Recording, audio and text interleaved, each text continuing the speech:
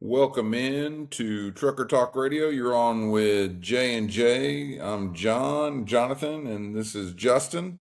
Yes, sir. It is Monday, March 24th. Justin, our numbers are keep rising. I think we're almost at 200 listeners, which, considering we've only been on a few weeks, is pretty darn good. Oh, we're at 198. So tomorrow, all time. Awesome. So tomorrow we should be at 200 plus. That's awesome. Yeah, we've Yeah. make I a mean, good. our listenership is up 113%. In the last 28 days, it's up 341%. So, We appreciate each and every one of them. yeah, absolutely. Really happy you guys are enjoying the show. I'm trying to take advice of other podcasters and radio hosts and people who get to put themselves out there, not to look at the comments. But it's just aggravating when you have somebody that's trolling our Facebook page and they're making a comment, yet they haven't even listened to the show. Like they said that we were Trump haters, and this is just another side that says that's Trump hating, and they don't talk anything about trucking. And I'm like, are you serious? Where you been? Where you been? Yeah, they're just on there just stirring up drama. I mean, that's all they're doing. So Well, it's always like I say, the one of the craziest things that happened to like retail business. You know, nowadays you can buy something off eBay or online, and you don't like the item. People, because I've sold online for years, they'll give you 10 times of grief through that keyboard, right? They'll call you everything under the sun, tell you your product's no good when there's absolutely nothing wrong with the product. They're just wanting it for free. Back in the day, you had to go to the store to turn that stuff in, and most time you just kept it, or even if there was an issue because you didn't want to deal with it. And those keyboard pickers are they're strong as they can be behind a keyboard. well, yeah, they are. Uh, So I'm telling myself to not listen to it, not respond to it. I just told that guy, just here's a link. Just try and listen to a show for once, and you'll hear that actually we are Trump supporters. yeah, And we do talk a lot about trucking. I can tell you one thing though, I was telling some friends about the podcast. Actually, my wife was telling some friends about the podcast and the early success that we've had, and they turn it on, and I do not like hearing myself. I do not like hearing it. yeah. I've done that a couple of times, just listening to the car, and I'm like, man, I know I've got the accent, but it really comes out. Well, everybody knows who Justin is for sure. I mean, That's right. I don't even have to be on camera. I can with just the black screen, everybody know it's me talking. that's right. That's right. So both of our teams won. Florida and Kentucky are heading to the Sweet 16, so pretty huge. Yeah, you had. I think you had a little bit easier time watching your game. Ours was pretty. I won't say that we played bad. Of course, UConn's a good team. They just had our number. We wasn't hitting shots. Really wasn't playing great defense. It looked like to me, or getting the ball. But you need a game like that. I think as a top seed, you can't just run through everybody. You need that nail biter to kind of wake you back up. So I kind of do hope that kind of wakes them up. But I didn't get to watch much of the Kentucky game, but the score seems like y'all was in control. We had it in control, I mean, pretty much the entire game, but I wasn't breathing the entire game. I mean, we haven't been to the Sweet 16 in 6 years. I mean, really 5 seasons because of COVID, but 6 years. And that match, 5 years in between Sweet 16s. Long time. That match is the longest drought for Kentucky. So it was a big deal for our fans. You know, I think it was a big deal for Pope because Mark Pope came from BYU. BYU's in the Sweet 16. He replaced Calipari. Calipari with Arkansas is in the Sweet 16. So I think it was a big deal for him to really. I mean, he's got the history with Kentucky. He played for the championship game, so I don't think fans would give him too much. He put this team together in like 2 weeks. So Kind of just thrown together. He did a good yeah, job. yeah, yeah. I'll tell you something else that was big, and that troll can figure this out, but we are SEC supporters. We got 17 in. 7 out of the 16 teams left are SEC, which is a new record for one conference. That is a new record. 14 to start was a record, but 7, and I think it should be more. I mean, but 7 teams. We're just a dominant basketball conference, which is, we've stolen it from the ACC. Yeah, I would have never thought that even 10 years ago. Always, it was the Big East for the longest time in the It was. 90s. And I don't know if y'all even know what this is, the Metro Conference. It was pretty big, back in the late 80s. And then it went to the ACC, mainly with, Duke, North Carolina, and then everybody right behind them. Yeah, I remember the days I wanted to being at Kentucky, I wanted to be in the ACC because it was more competitive. I was hoping that we'd switch over on the basketball side because we have 31 conference championships. I think the next closest may be like 6 or 7. And I think Calipari has 6 himself with Kentucky. I wouldn't doubt that at all. And think if y'all would have went over there with how y'all's football team has grown.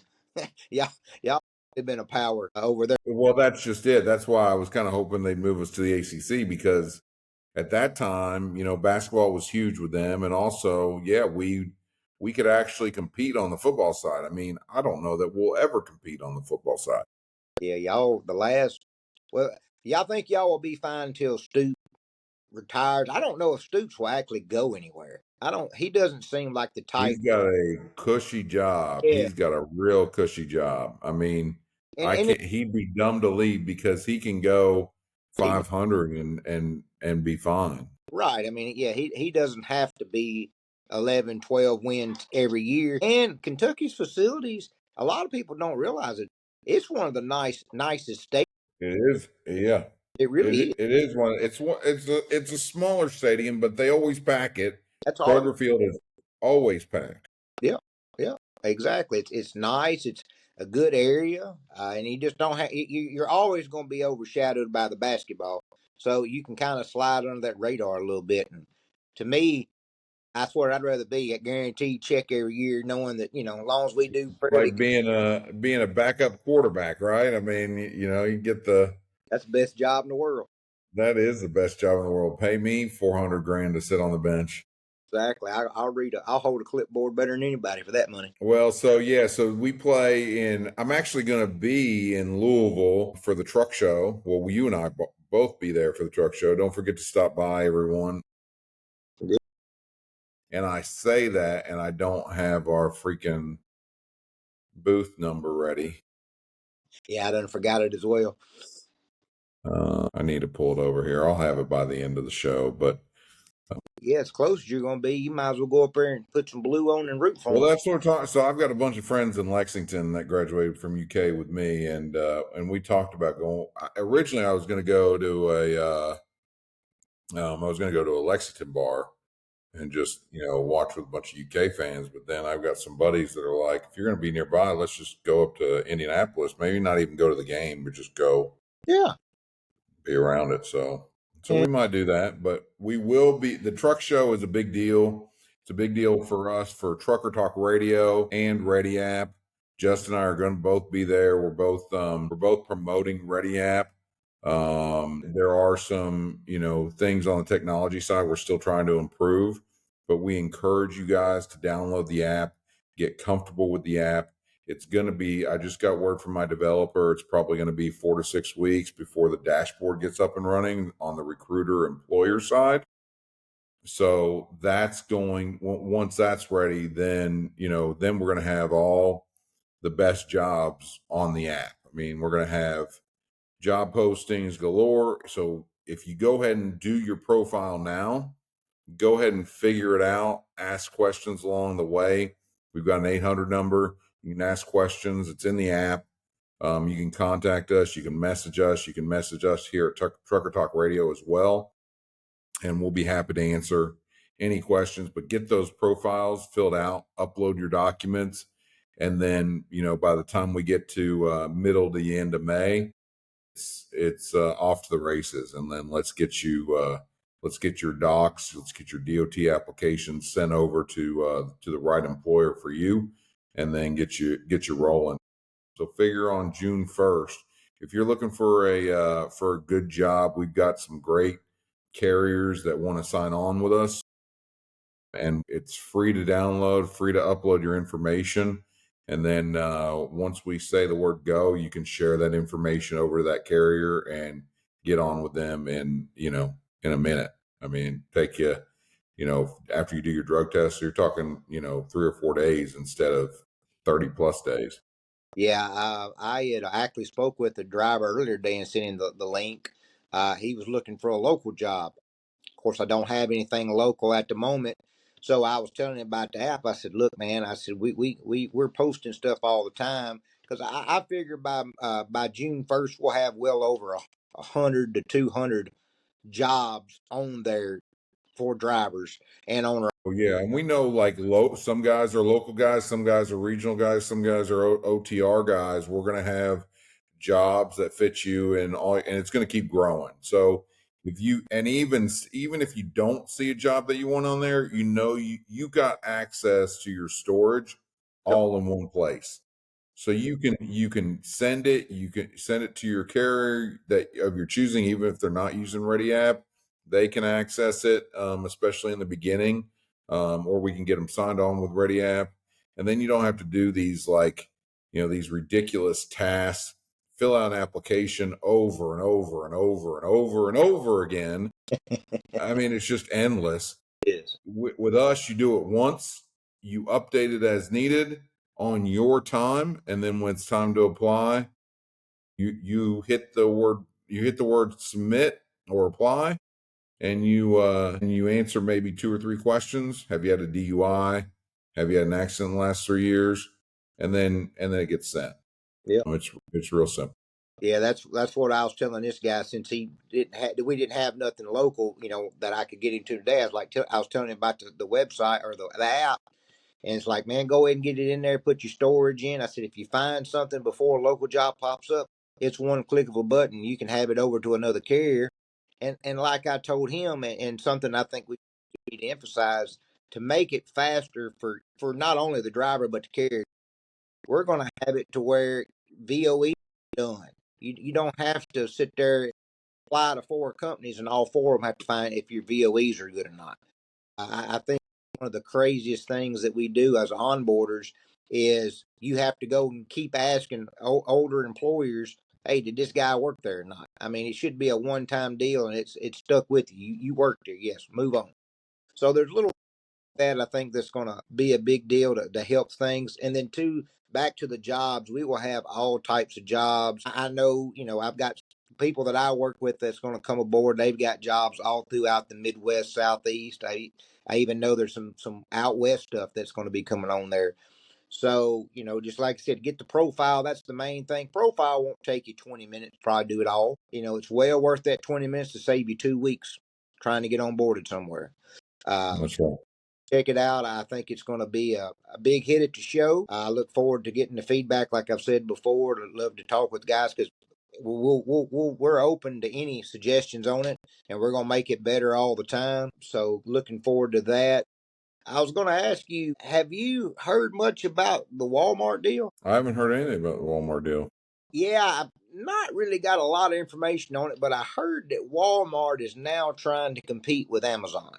And they're going to do exactly what Amazon's doing. I don't know what the name of it's going to be called, but they're going to start their own. In terms of like delivering or offering things online, because they're already offering like things online. I just don't use it as frequently. My wife uses it sometimes because she has, About in trucking.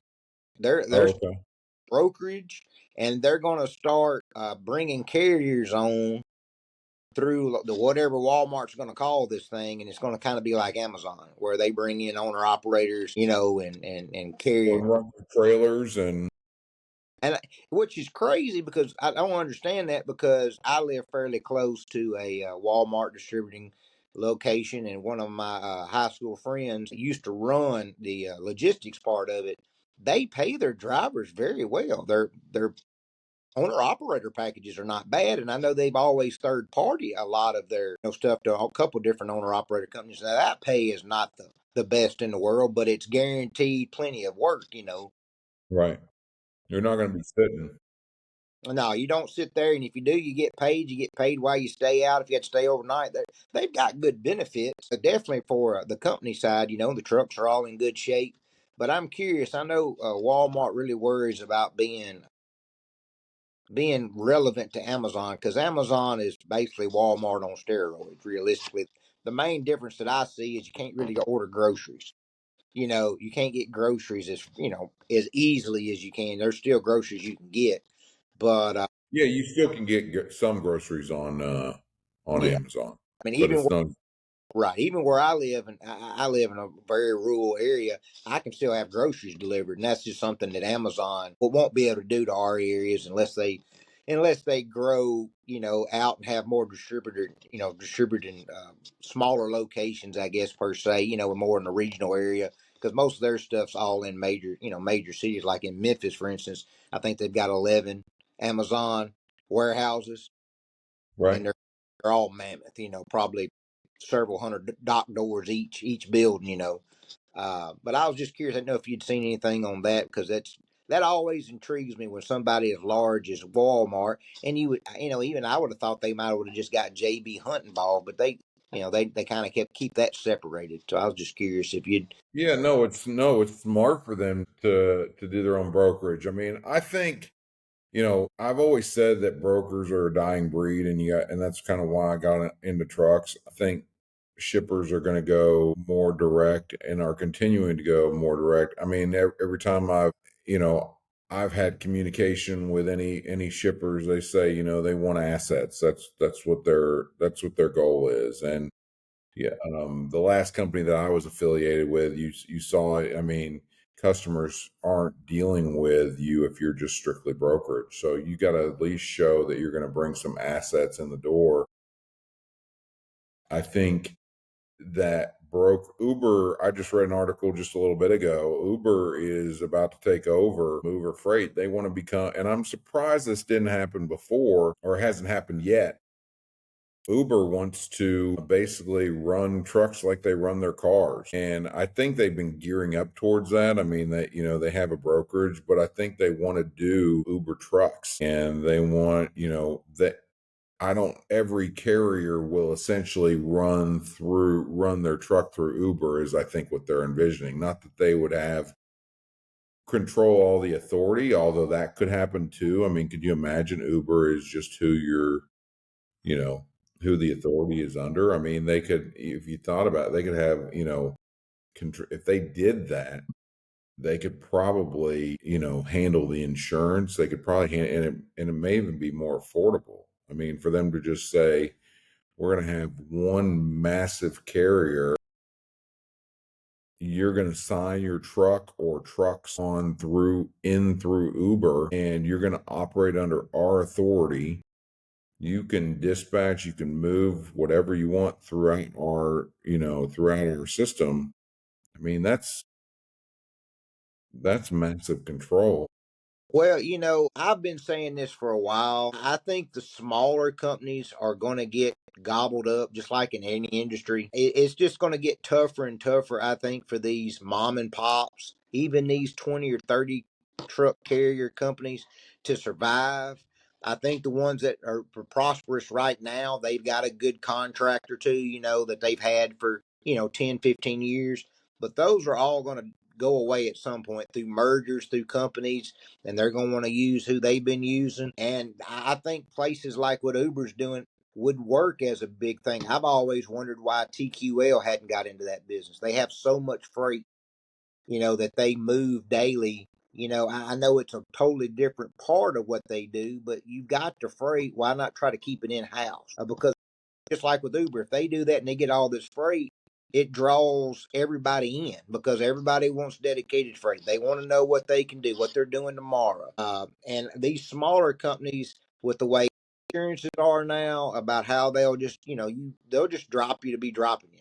You don't even do nothing wrong. Yeah, and even I mean, it makes it easier for, and I know small trucking companies aren't going to like this at all because it means they're going to likely go out of business. But if especially the ones that are handling owner ops and who don't own the equipment, um, but those fleet owners or small owner ops, it's going to be easier managing running their truck through a company if Uber were to set up that way because Yep. they have one load board, all the freight is on there, and even an Uber can put freight on there from everybody. I mean, they can get freight on there from all shippers across, and then they start controlling. I think right now, CH Robinson is doing like a broker connect where they're starting to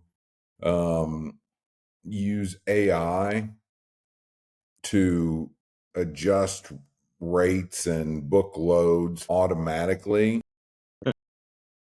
And they're trying to convince other brokers to use their service. Yeah, it is. It's control. So you're talking about, I mean, you got CH and Uber. I mean, where does that leave even a company like TQL? Where does that leave them? I mean, and so you've got all this control. You got this monopoly over the freight world, potentially between these two companies. I mean, could you imagine what that looks like? Yeah, it would be it would be something different because with the one thing I will say, like JB Hunt, I've always liked their personal load board. You can get on there, you can bid on a load, you can put what your offer is, and I know the computer a lot of times will come back with an automated number. And then sometimes that agent will get involved and will contact you or give you a fair rate based on what you're offering. It still leaves you to feel like you're in a little control, and you're able to kind of dictate what you're wanting. I can only imagine being an owner op and a computer saying, okay, you're doing this at $2.01 a mile, and it typically maybe on the dashboard says it's 2.25.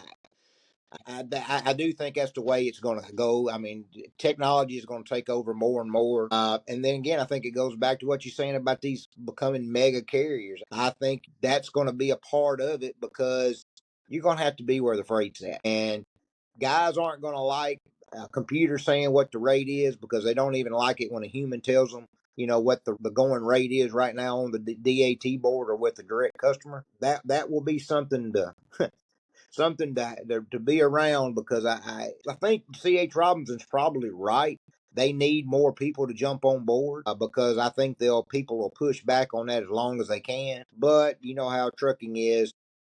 Not so much people are followers, companies are followers, but they all end up with the same type of technology at some point. Yeah, I mean, you have CH Robinson and they're going around talking to all these other brokerages and they're convinced, they're like, "Hey, use us." Well, these brokerages are like that are heavily staffed are like, "Hey, we can save some money here A lot of money. if we run our freight through CH." And this, Yep. I think it's called Broker Connect. I think that's what it's called. But regardless, we can run our, we can run most of our operations. We could cut our team in half, save money. I mean, that's where all this is going. It's we're and then that's just like we talked about driverless trucks a couple of weeks ago. I mean, where are we getting the jobs from? What where the jobs are going? And so it's going to be. I mean, and I think that every kind of generation goes through this. But is this more substantial because of how and how much technology has improved and you know are we going to be able to how are we going to create an income for ourselves you know if we don't understand technology and don't know how to utilize it to make an income. I mean, there's going to be people out there that are just, I mean, they're computer illiterate, and that's not to criticize them in any way, but They some did. people work well with their hands, and Yep. there are they going to be open to being trained to work on robots, to work on different types of things that they're not familiar with. How even someone in their late 40s, early 50s, our age, Huh? you know I don't want to learn something new. I don't want to go through training. And, I mean, this being on this podcast is really like, and developing an app that is training, and it gets frustrating, but it's something I think you and I both enjoy. But Well, if go well, ahead. I think two things. One, I think the young high school, middle school kids now really need to understand what their future is going to be, and really take technology serious, because I think their generation is going to be so tech savvy that if you're not like, my generation, I grew up with the Apple computer, the green screen. We had think I had two Apple computers in my elementary school, and we got to do it for 30 minutes a month. And all we did was play Hangman and Oregon Trail. That's all I had for a computer up until maybe my ninth or 10th grade year. So I was never around computers. These kids are around computers from the beginning. So they really have to understand, hey, when I get out into the real world, I need to be somewhat tech savvy. Plus, I think the world's going to change a little bit, in a sense that I don't think that you will have to, right now you have to go to college to get a job. It don't matter if you go to college for 3 or 4 years to become a arts teacher, and you end up being a marketing firm person. They just want to see you went to college for a couple of years. They just want you to have that bachelor's degree. I might not agree with it, but that's the way it is. But I think what a lot of people have to realize, we talking about all this technology. No kids go to trade school. Trade school has kind of been a dying breed over the last 10, 15 years. I think that's going to make a huge comeback, because you're going to have the people in the next 10 years that's going to make money that's not technology wise.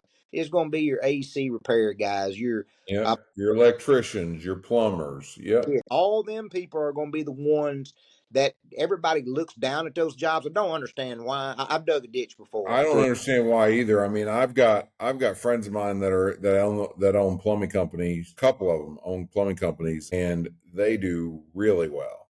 Exactly. They are making sweet money, and There's not they're there's just not a lot of competition out there. And so I think that's going to be a big stepping stone, because you're going to have to start thinking outside the box. you are. Because I've been in the internet world basically since '99, and I've had to teach myself. Still don't know enough of it, because it seems like stuff changes all the time. But from '99 to now, it's been a gradual, more and more, online jobs, making a living on eBay, or now on Amazon, and the Walmart marketplace and places like that, or Estes. I think the next 20 years is going to be at such a rapid pace that I'm afraid a lot of people's going to get left behind, because they're not going to be able to catch up. And because AI is coming, there's nothing we can do about it. That's a good thing and a bad thing, but it's what it is. We're a very smart race. We've got some very, very intelligent people right now, like Elon and the guys at Amazon. I mean, Amazon's a great company. You might not like them. You might not spend a dollar with them. You might spend hundreds of dollars a week with them. It's a great concept. It makes total sense. It cuts a lot of stuff out.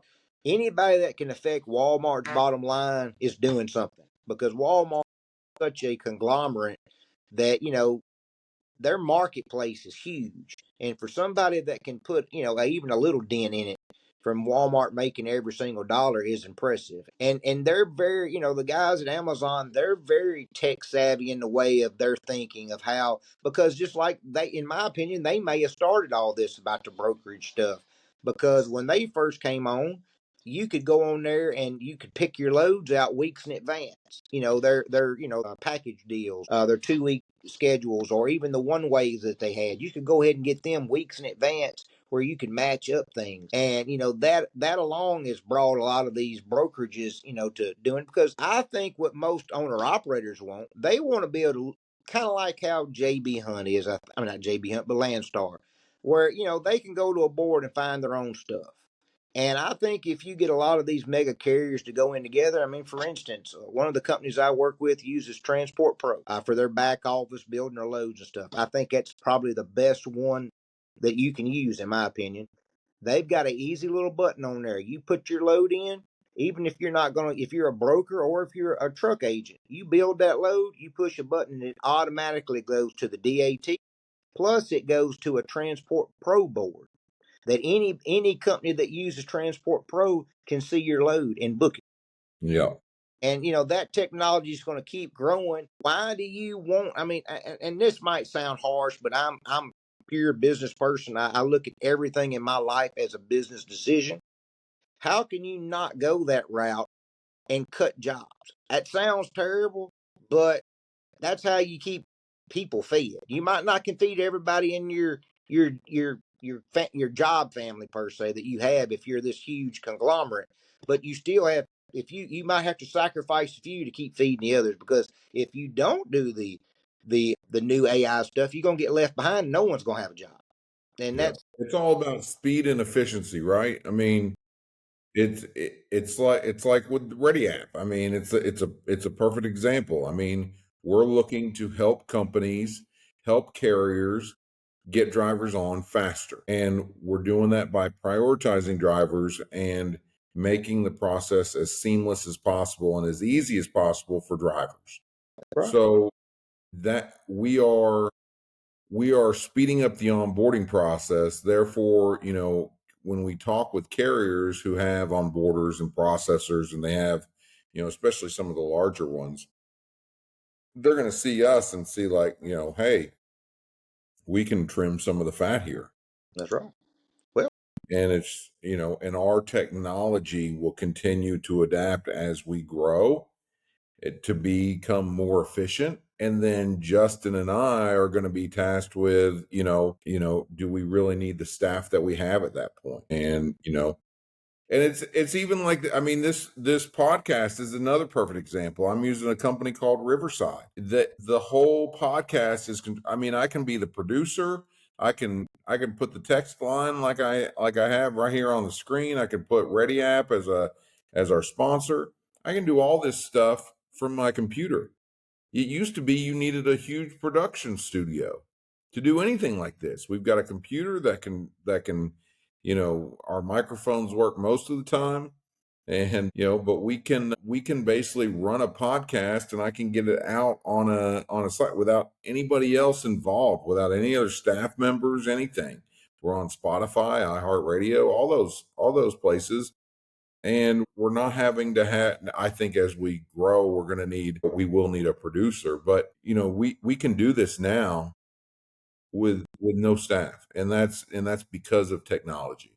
that's right. And I'll tell you this story. I think I know I've told it to you, but I was with the company about 2 years ago, and recruiting for them. They had 10 onboarders and a recruiting supervisor, I guess you'd call her. In a 3 months time, I brought them 110 drivers. Some were owner ops, no, they was all owner ops. 110 of them. I would say 10% of them did not qualify for some reason. So I basically had 100 drivers in 3 months to them, and they had that many people working for them. After 2 months, I only had 6 drivers that made it all the way through. Wow. I promise you, even with our, still little bugs and stuff we're working through in the back office, we could handle all of that in our application. Yeah, I mean, 10 people, I kept trying to tell them was too many because none of them were working hard enough. When you just got a little bit to do, you're not going to do as hard. So, our applications will fix a lot of those things, and it's going to do it in any industry with any. Well, and it benefits drivers because you think about how many of those drivers did not get on and were in a bad situation. We're in a situation where they hadn't earned a paycheck in 6 weeks. They're dying to get on with a company, any company at that point. They just need money in their pocket. And then because that company may not have been able to, they didn't have their procedures right, they didn't have their all their ducks in a row when it came to onboarding and processing. How many of those, or they didn't manage them right when they came on, any one of those things, how many of those guys found themselves out of a truck or losing their truck when they could have been helped if the carrier had been more efficient? Yep. And it goes back to being for the driver, as we talk about we are here and with our app. The drivers do not get very much respect in the whole country. I mean, they don't get no respect on the highway. People look at me when I'm driving and I, give them room to turn or any of that stuff. They just look at me like, why? I'm like, because they're working. I'm not working. I'm just leisurely driving. Give them the space so they ain't got to sit there and be in their mirror the whole time. They can halfway relax when they're driving. And with the drivers, they get no respect from the carriers a lot of times. They definitely don't feel like they do, even if they do, just because of past history. They pretty much beat on and taken advantage of in a lot of situations. I was talking to a guy today, matter of fact. He called me, was wanting one of my dry van jobs, told him what he'd make. About $2,500 a week would probably be about where he'd be. He's like, man, I can't do it. I've been told I can do $3,500 a week. I said, sir, you can't do that right now. You might get lucky and have a great week, but there's no way you can do that consistent. And he's like, well, these guys are telling me that. And I paused for a second and I said, Chicago? Foreign accent? I said, sir, I deal with this stuff every day. I talk to hundreds of guys a week. I said, you can't be taken advantage of because of what you hear. You got to learn. And these guys have these bad instances. They go and deal with these Chicago companies. They get 4 or 5 good loads, and all of a sudden they don't get paid for anything, or they're wanting them to run, over 4,000 miles a week and run it all illegal. And then they're the ones that get in trouble. And then they try to come back down to earth, I'd always say, to a regular, owner operator company, and they're in such financial shambles that it's no way up for them. And if they have to wait 2 or 3 more weeks, it's not fair. And I get it. The company has their own set of rules, and you have to follow these procedures to get a driver on. But it seems like no one sits down in the onboarding department and go, we've been using this system for 20 years. You think it might be time to reevaluate the system?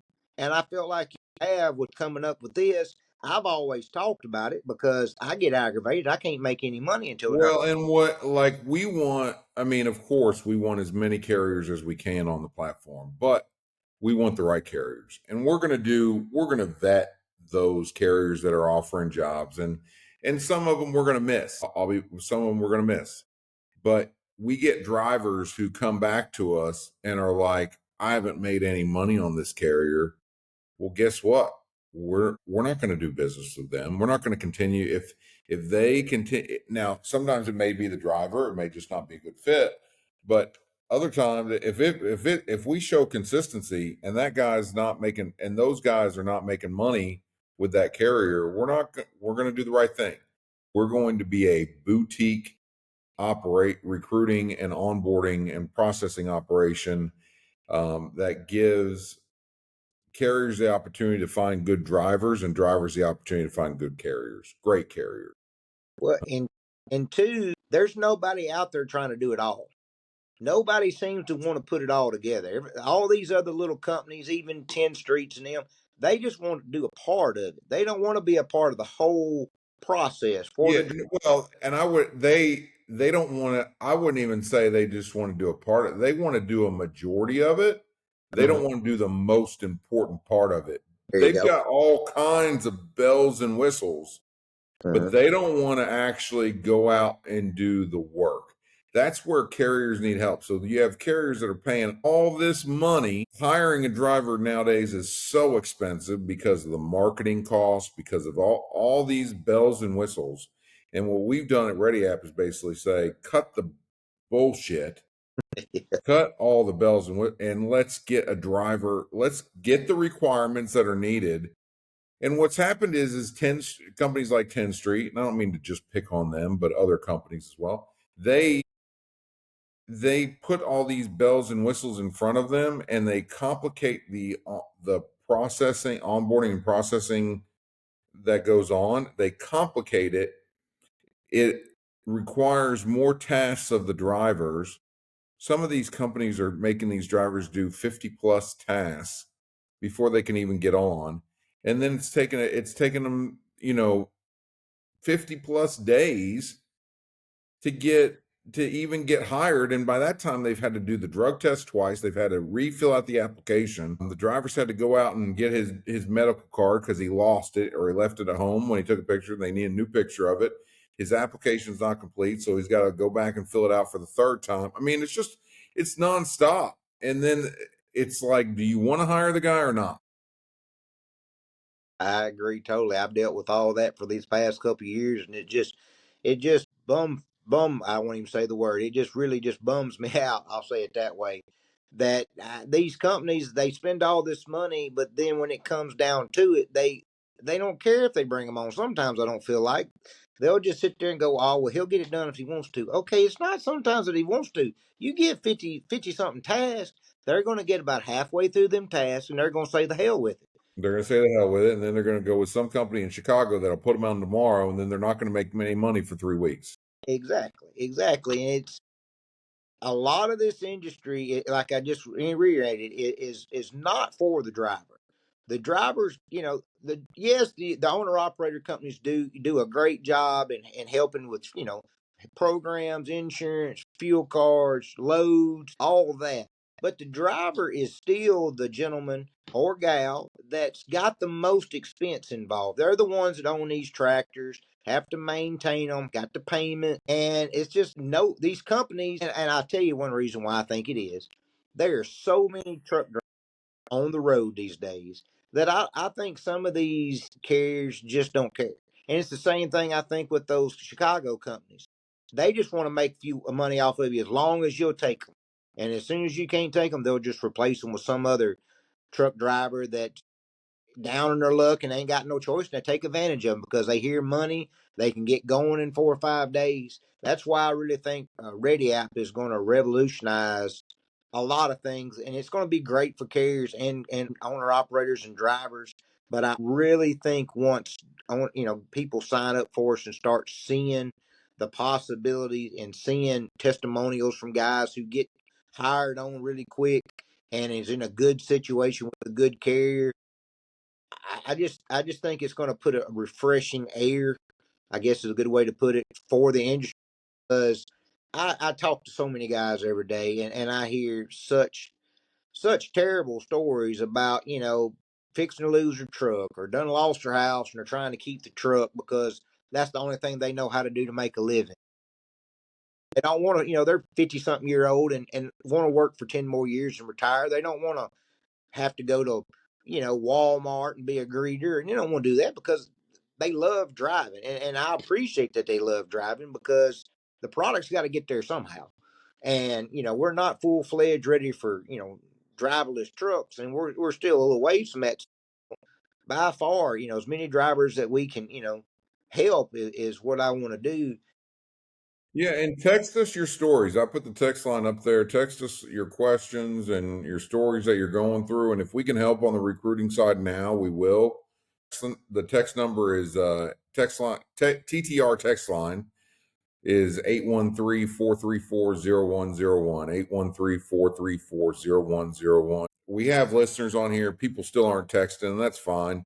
But get comfortable. Try and get comfortable and text us your questions. We want to have you guys on. We've said that over and over again, but we really do. We need to have some of you guys on to hear some of your stories and what you're dealing with out in the market and what you're going through on the road, truck problems. We haven't gotten much into maintenance and stuff like that yet, but what are you dealing with out there in the shops? These shops are so backed up and costs are more expensive. And I'm sure these people, I was just on our site, and I don't know if you've been on here yet, but it's been updated, truckertalkradio.com. But it's just news, everything's trucking related. There is some financial stuff on there. There is some current news that may not necessarily be on the trucking side, but maybe more involved with politics. But truckertalkradio.com's got a lot of trucking news, what's going on with trucking employment. I mean, there's an article on here for New York trucking industry responds to launch of congestion prices. There's a story on here how a couple was sentenced for emissions tampering for diesel truck. This couple in Washington State were sentenced to 4 years of probation, 4 months of home confinement, 60 hours of community service, and each fined $10,000, as reported by the U.S. Attorney's Office, for basically they were accused of charging customers around $2,000 per truck to eliminate emissions control systems between 2018 and 2020. Wow. So they were, they were deleting the systems. They were deleting emission systems. And I know this having had trucks, and I've had some guys that have gotten those systems deleted, and the trucks run better. I mean, I'm going to be honest, they run better, but unfortunately it sounds like this. I mean, $2,000 sounds relatively cheap for a delete. I think most deletes are like around $6,000, but it sounds like, and Washington State is a pretty liberal state. If you're going to do something like that, you need to move to Alabama or Tennessee or something. Exactly. But yeah. So, but these the website truckertalkradio.com is up and running. I invite you to take a look, go check it out. Plenty of news on there, stuff that's going on. It's updated every day. So it's finally up and running. We had to work on some kinks, but a lot of stuff in there. Driver solutions will take you right to Ready App, because Ready App is the number one solution. There's a podcast link on the website, so definitely go take a look. Hey, I was going to ask you, have you ever heard of the truck stop called Trucker's Paradise? I have not. No. I think they Enlighten me. Yeah, they popped up on my TikTok account the other day. That could be what? They do have a beach here. Okay. So this is a new type of truck stop for truckers. This one's in Texas off of North Interstate 35. Huh? Basically a Bucky slash mall truck stop. This place has got a steakhouse, batting cages, a pet supply, a veterinarian. They've got a truck shop, detail shop, tire shop, smoke lounge. They got a dentist, massage place, urgent care. What kind of massage? One of them. One. I don't know. I'd have to see first. But boating place. They got a bar. They even got a truck store. I see that on here, but I seen pictures. It's humongous. They got several hundred parking spaces. This thing is, I don't know the compared size to like the truck stop out on I-80. Like Buc-ee's? But yeah, it's bigger than Buc-ee's, and it's hard to say something's bigger. Where is it located? In Gainesville, Texas. It's fairly new, and they've got enough places for like 40 more shops. I mean, it's crazy. And it's like, this would be nice because, you go to Love's, and I'm a big supporter of Love's and Pilot. That's one of the places I stop even for my own car. But there ain't much selection to doing nothing. If you got to take a 34-hour reset or even your... Yeah, that's true. Although looking at this place, it is fancy. Man, why? I'm looking at this amenities map. It is massive. You won't get any drivers to deliver or pick up their load on time. They'll show up here and you won't even be able to get a hold of them. They got a barber shop, a bank, a smoke lounge. Well, you go smoke a cigar or whatever else you want to smoke. Yeah, exactly. I've never seen it's a great idea because the truckers do need, some way to blow off steam and do something besides walk for 20 minutes and then walk back to your truck for the rest of the night. But you're right. You're gonna have some truck drivers that don't ever leave. I'm not leaving this place. I guess they've got one location. It looks like they're going to open, let's see, 3, 6, 9, 12. Hey, they got a beer garden too. I don't know what a beer garden is, but I'd probably go to it. Yeah, it looks like they're going to open about 19 locations. Yeah, beer gardens are good, man. So in beer garden. So have you ever been to Asheville, North Carolina? Mm-hmm. So it's basically like the brewery capital of the world. So Sierra Nevada, you go up this like incredible driveway, and these big gates are there, and you go up, and it's like the Charlie Chocolate Factory of beers. And you go in there, and there's a restaurant. There's these huge like distilling copper things when you walk in. I mean, they're massive. There's these big smokestacks in the back where they're brewing the beer and stuff. It truly is like the Charlie Chocolate Factory of breweries. And you can go taste all the beer. It's got a great restaurant. Out back is like a huge beer garden area where kids can run around. They've got cornhole. They've got, all the, what is it? I guess they're growing hops out there. I don't know. I'm not an expert by any means. But anyway, it's beautiful.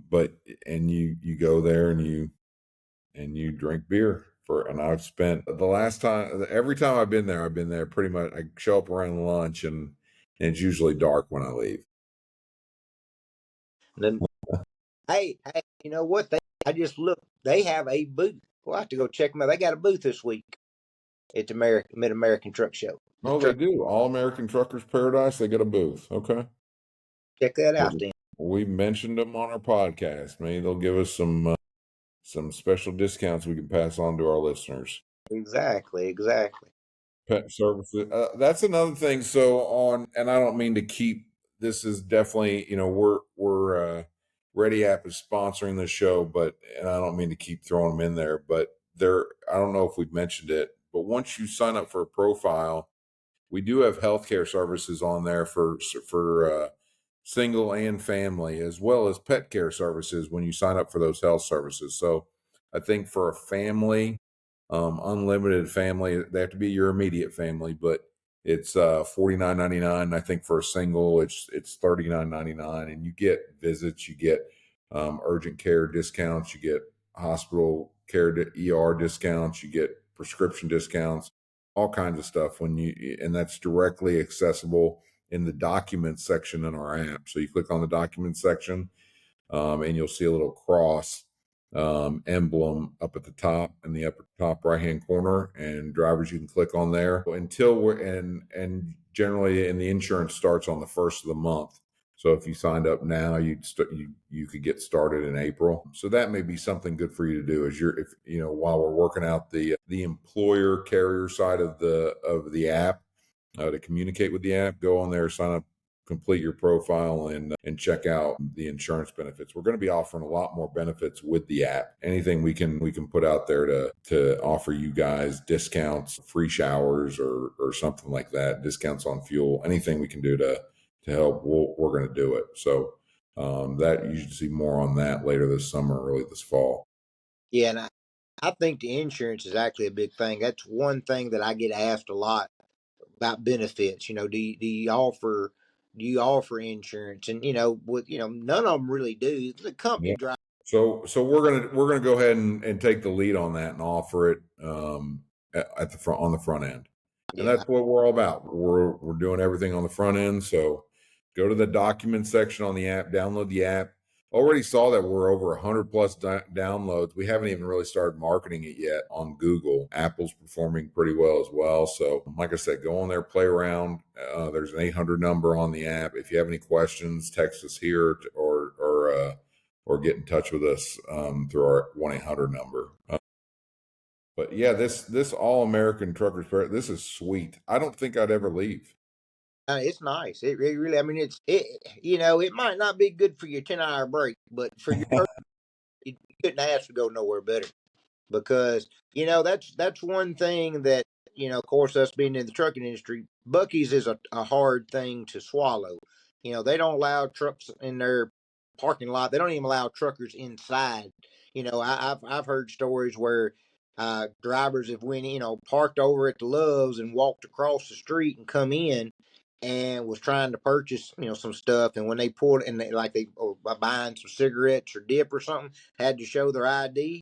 When they seen it was a CDL, they refused their business. Yep. Yeah. I mean, it's just, and I don't even mind if that's what Truckers Paradise does. If they only allow truckers in. Allow commercial driver, which is what it shouldn't be. You shouldn't be able to have families and stuff like that go in unless they're trucker families meeting up. You shouldn't be able to do that. I mean, if that's what Buc-ee's wants to, I love Buc-ee's. I mean, if that's the way they want to operate their business, it's just kind of like Chick-fil-A closing on Sundays. I mean, if that's how they want to, then so be it. It's I think that their business is phenomenal. They've got, I love their carving station. I love their jerky. Bucky's Jerky is ridiculous. They've got and their pay their employees is outrageous. That's right. Yeah, it is. It just blows my mind. They're actually building one. I guess it's maybe 45 minutes from where I live off of Interstate 40, right before you get into Memphis. They're fixing to build one, and I mean, there ain't nothing around there that pays anywhere close what a gas station is going to pay. It's just, it's crazy, and I agree. I would be more than fine with that just being a trucker's place, because you're Yeah, right. and this is a good location. I mean, this is right on the northern Texas, southern Oklahoma border, and in Gainesville. And I mean, there's a lot of oil field drivers. There's a lot of frac sand drivers that could go and park there and get showered and Yes, smoke a cigar or whatever they want to do. they got 200,000 square feet of retail space. Yeah, that's I mean, incredible. that's just crazy. They got a veterinarian. I mean, it's almost like a small city. Mm-hmm. Yep. Well, and that's become a big thing here, and any of my listeners in my area in Memphis know all about this. A couple years ago, the railroad moved out of Memphis out into Mississippi, and they moved the whole rail yard for the most part out to right at the Tennessee Mississippi line off of US 72. And that's basically where like Amazon is now. All of JB Hunt is there now. Okay. Intermodal is now out of Memphis. It's not, they still have the container stuff somewhat down, down by the river, but or downtown. But now they built a complete city there. I mean, it is so big that because it's rural out there. There's really nothing out there. Mm-hmm. You can see the lights just out in the middle of nowhere, and you'll just see, all this bright light, and there's nothing out there. You have to drive, 4 or 5 miles to it, but it's like its own city. And because they have so much in and out traffic all the time, and guys sitting and waiting, trained to get there, because none of that's a fast ordeal. So yeah, it's kind of like that you can just go and get everything you need done. And I'm a big pet lover. I've always had a dog pretty much, and it's nice that you got somewhere that you can, get your dog a bath, get them checked out, and get them, because I've never had an issue with the driver having a dog. I've worked with a few companies that go, no, we don't have a pet. We won't allow pets. Most of you pets are cleaner than most humans. This Let's is just true. let's be honest about it. I'd much rather have a driver have a dog than Yeah, the only thing I can recommend is, and this is just because I've owned trucks before, but the only thing I can recommend is, and sometimes you can't always pick, but because your dog is your dog, and I get that, but dogs that don't shed is the way to go, because I've had to clean out trucks from drivers that have left that had dogs that shedded, and it is not a fun experience, and there was hair everywhere. I think it was a like an Australian shepherd, and I've had one with like a black lab, and you just can never get it all up. You can never get it all up. So it's just, and I feel like dogs that are hypoallergenic. No, a lot of them are like sissy dogs. Like I've got doodles, and they're kind of sissy dogs, but they're big doodles, but they don't shed. They don't shed, and I've had labs, and I love my lab. I've had a border collie mix, but the dogs that don't shed is so much more enjoyable and just cleaner, and it really makes a difference. So that's my one recommendation with a pet. I agree. I've got But I do support it. yeah. Well, heck, they don't need to be about that. I used, before I got this dog this week. We've always just had schnauzers, and this dog was for my daughter, and but I had one before that for myself, and hell, I mean, I've been by myself most of my life anyway. And Lord, that dog was everything, and I took care of it, and it was my buddy. And I can only imagine, being a truck driver in the truck all the time, you know, having somebody there, because dog, don't matter what, dog's gonna, if you're good to a dog, that dog's gonna love you to the day it dies, and it's best buddy, and will brighten your day. And so, having place, having, now a big thing now is getting a service dog. It's not hard to get your dog to a service dog where you can carry. Yeah, And and then the carriers that say you can't bring your dog here, they don't really much say in it. that's right. And it's not that expensive to get one, and it's amazing when you get a good one. My father used to have I don't know what kind of dog. It was actually a mutt, I think. But that dog, we could put it in a restaurant and it wouldn't say a word. It would just sit there like it was no big deal. I'm thinking, man, if I'd brought my dog in here, it would have been a scene. She'd have jumped from table to table trying to eat off everybody's table. My dog was a great dog, and mine. I tempt my dog like that and think it's not gonna go eat, steak. We was in a seafood restaurant one night, and I'll never forget that dog. I forgot the dog was even there, and how in the world can you get that dog to be so good? Yeah. And it's amazing. But I want to ask, I want to bring up something I want to talk to the drivers about. It happened to me today before we get off tonight, and I want your opinion on what you think. So, guys, it is imperative that you communicate. That is one thing I know you hear 1,000 times, but you got to communicate with your dispatcher. I had a guy last week, same guy that I'll talk about. He got one of my fleet managers blacklisted because he took a load, said he wanted it, thought about it an hour, and then all of a sudden he decided he did not have the time to pick it up and complete it. Wasn't the fleet manager, the dispatcher's fault. Went over full details with the driver. Driver said he could do it. Then I don't know if the driver really had enough time to do it or that was his best excuse to get out of the load. So, of course, the dispatcher got in deep shit, got blacklisted from a good broker, and now they won't work with him. Of course, the driver's not hurt at all. He can go, do whatever. That's one thing that I want owner operators and drivers to understand. You can leave a company, you'll get to go right back to work, but that dispatcher of that company, they're the ones left holding the bag. And then today, or actually Friday, the same driver got a load on Wednesday. I had to deliver it on Friday. It was only a 7-hour trip. He picked up, went home. He had I think, court or a doctor's appointment or something on Thursday. Had to deliver at like 9 o'clock in the morning to a military base. Never heard a peep out of him, and he shows up at like 3:30 on a military base on Friday. Well, guess what? The broker was raising 10 kinds of hell. Plus, he supposed to had a reload, picking back up. Well, he couldn't even make it. And to him, he just didn't care and said, well, you should be able to see me on your computer screen. Well, okay. Yeah, the dispatcher might have should have called to see, but he did try to call him. He didn't answer one time. And the board that this dispatcher uses doesn't really show you his logs or where his actual location is. And a lot of times, some of that stuff don't work. It's stuck wherever you were before, and it hasn't updated because it just updates periodically. Then today, he decides he didn't want to. He didn't even let nobody know anything. We've been trying to call him all morning, 2 o'clock. He says, yeah, I think I'll take a load. Then he waits till 4 o'clock to call his dispatcher for a load and then gets mad because he didn't have a load. And it's like, okay, you can't plan. You got to be planned out and you got to have enough respect to your dispatcher to, know what's going on because your dispatcher or your fleet manager or whoever he is or she is, they are your backup.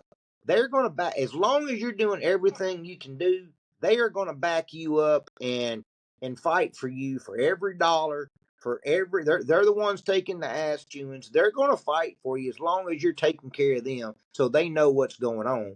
And I had a friend of mine bring this up, and I would love some input from drivers. So if you ever decide to text us something, this would be something I'd like to know. So, when we do a load and they'll call an hour or two later and say that load's not ready now, we're going to give you a tow note. Truck order not used. Basically, that's $150. That's kind of an industry standard. They'll send you a rate con for $150. You're pissed off, but you get $150, and we got to find you another load. Mm-hmm. Well, we have a lot of problem in the industry with the way things are handled, especially like for truck drivers who dispatch their own stuff, even with their own authority and stuff, about booking a load and then coming off of it for either another load or they decided they don't want to take it. And a lot of times it seems like that always happens with a couple hours before your pickup time, which now you've put that broker, that customer in a bad situation because it's harder to find somebody at the last minute. They're going to have to pay more money if they really need that load picked up. And realistically, all they can do to you is blacklist you, put you something on, the company's debt. Well, the driver himself, really doesn't get in any trouble. Worst thing that's going to happen to him, he gets fired. Well, he's just going to go get hired somewhere else. Mhm. And so it's the company itself that gets left the bag. One guy said, "Why don't they start charging drivers $150 for truck order not a truck not used?"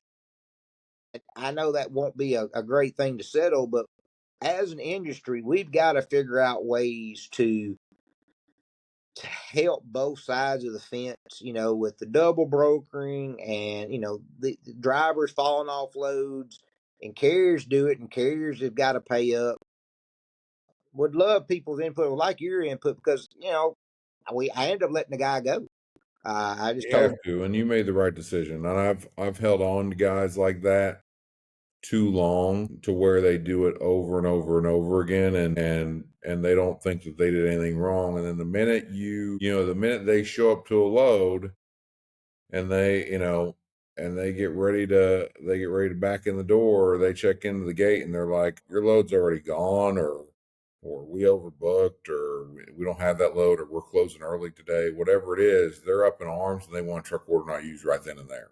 And I that's don't right. disagree with them for wanting a truck order not used. However, when you are with double brokering, with the lack of communication from so many drivers, and actually it's really, when I say so many, it's actually in the large scale of things, it is a small few. Oh, So yeah. you have, 3 million drivers. Let's just say you have 100,000 of those drivers that do this all the time.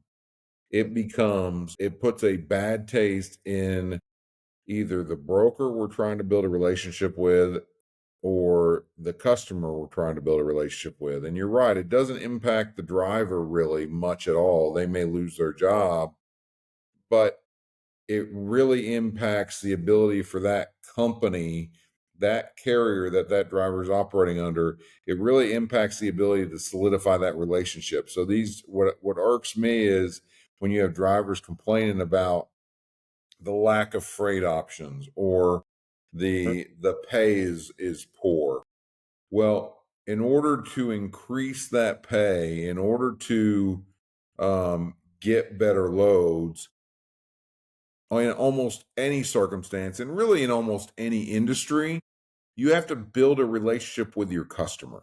It's Yeah. not just like they're going to let you hit a home run on the first one. You've got, and if it is a home run, there's a reason for it, usually because it's their worst load, or they have to expedite it or something of that nature.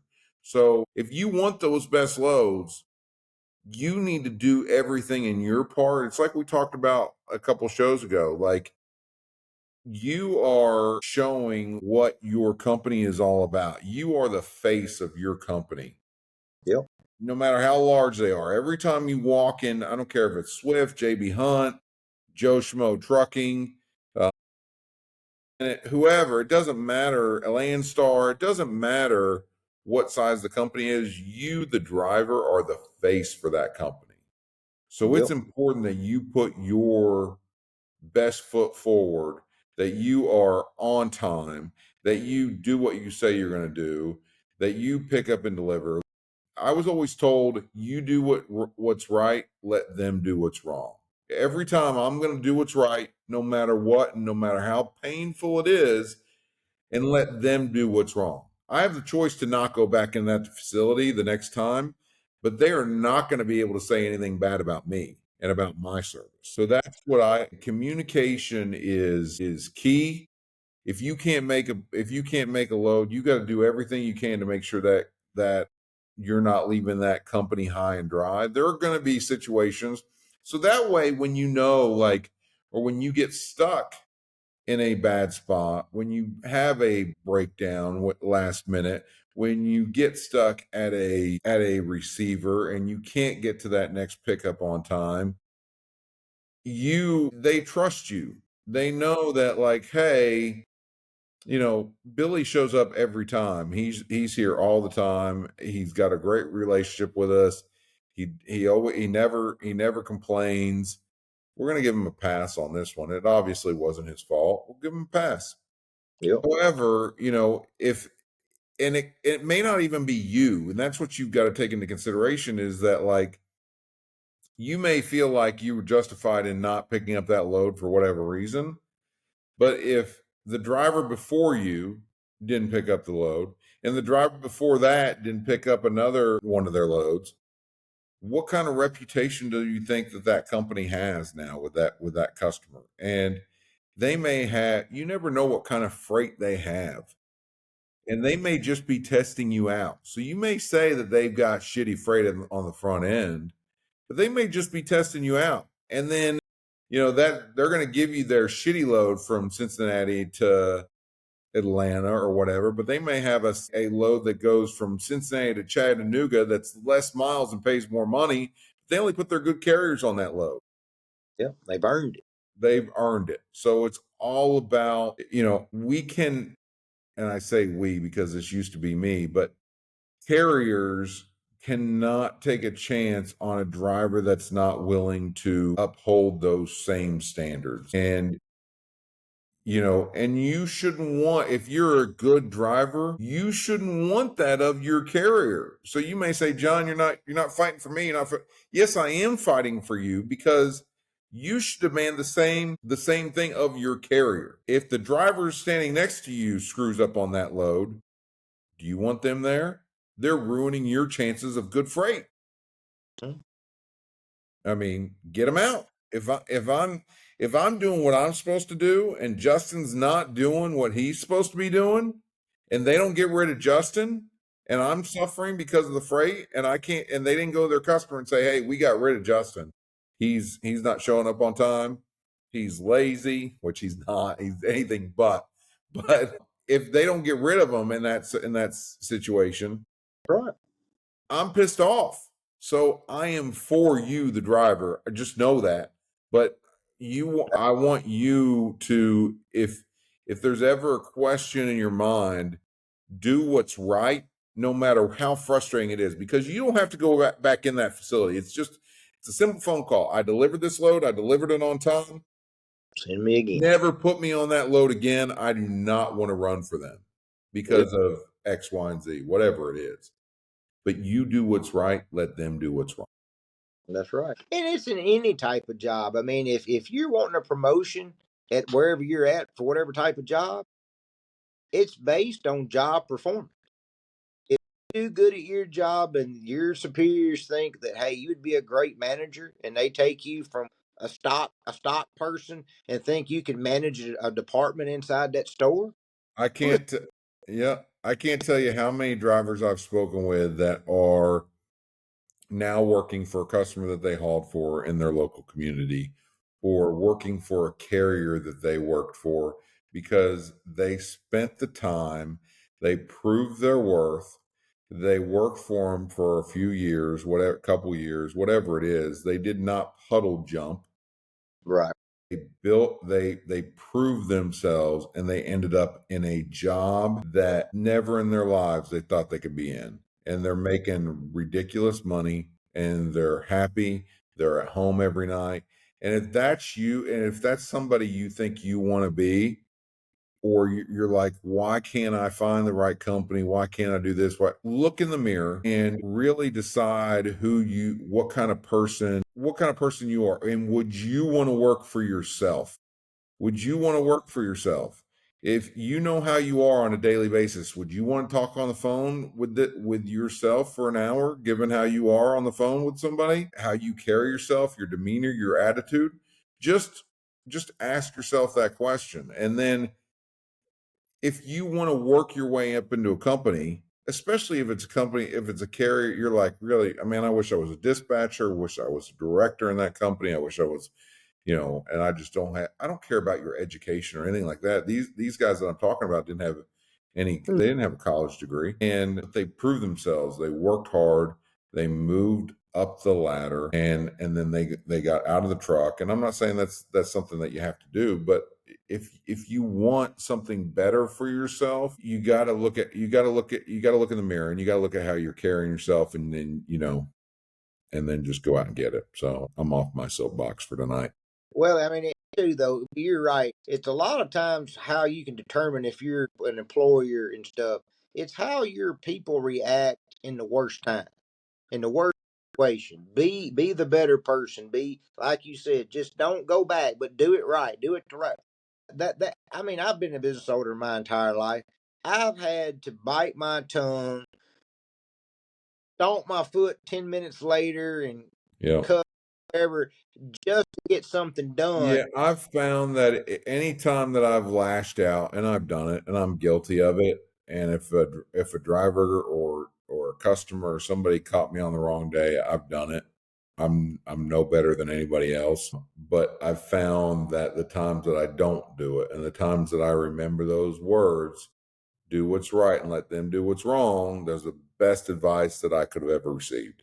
And anytime I just tell myself, relax, stay calm, let them get excited, because then as they're getting excited, there's going to be something in their head that's being like, man, I'm being an idiot right now, because I've done it.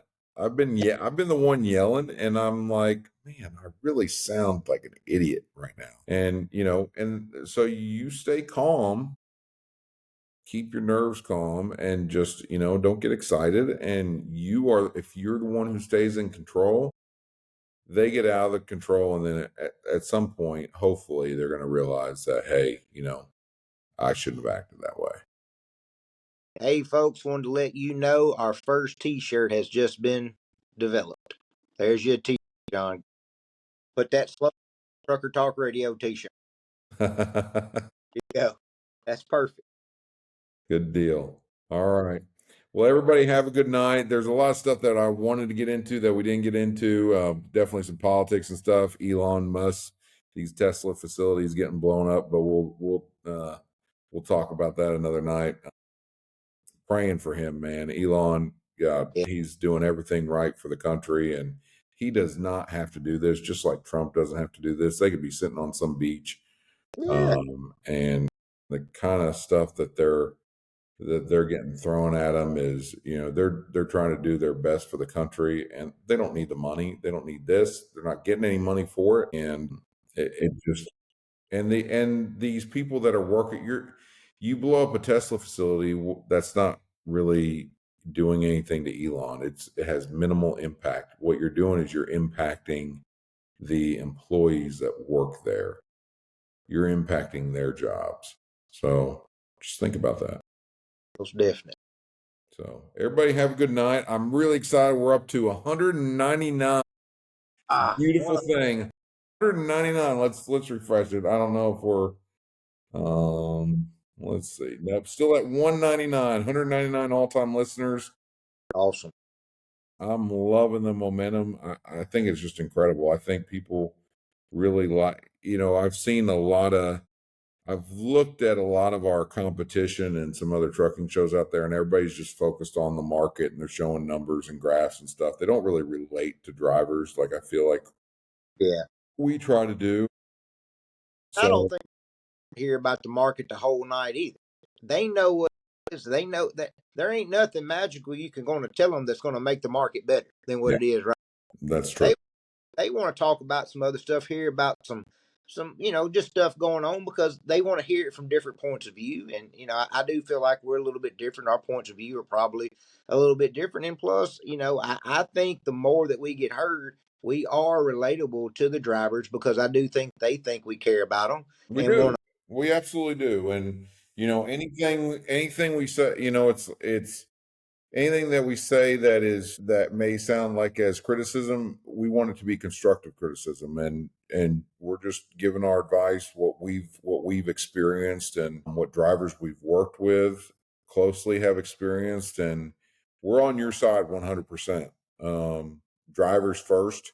I've always said in all of my years, we have a drivers first mentality, and that's how I've been successful in this industry. And so, just like I always want to better myself, I'm always listening to other podcasts. I'm always listening to, other people in technology when it comes to like Ready App and different things I can do with AI. We want to help you better yourself, hopefully. And we, like I said, we want to have guests on here. We're going to get there, I promise. I just got to figure out the logistics of that and how everything works with this. I'm still getting comfortable with this podcasting site, but we want to have guests. We want to have you on here, and we want to go live with this. I mean, I'd love to go Facebook Live with this, and or get it. Hopefully, iHeart picks us up. Shout out to iHeartRadio. Hopefully, they pick us up soon. I think we need a little bit more listeners, but I'm pretty happy with our growth so far. It's very encouraging. So we really appreciate you all listening. Yeah, most definitely. I would have never thought we'd have got to 200 period, much less do it. Really, how many was this, like episode 15 or something, maybe? We're not even at that. This is episode 12. Okay, yeah, I would have never. Yeah, so I'm very. We average about two episodes a week. So Yeah. we've been on about 6 weeks.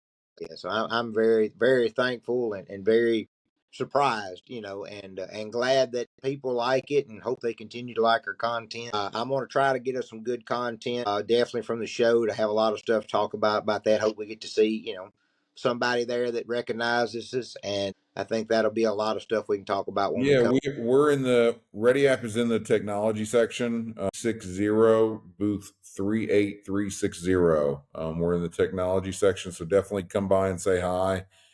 We'll be there, and we hope that you have Come by and sign up. Come sign up. come sign up for Ready App. Yeah, I drew a blank there. Hopefully you guys come by and sign up, download Ready App, and say hello to us. Everybody drive safe. Have a good night out there. Please be safe, buckle up, and take care of yourselves. Everyone have a good night and see y'all soon. Have a good night.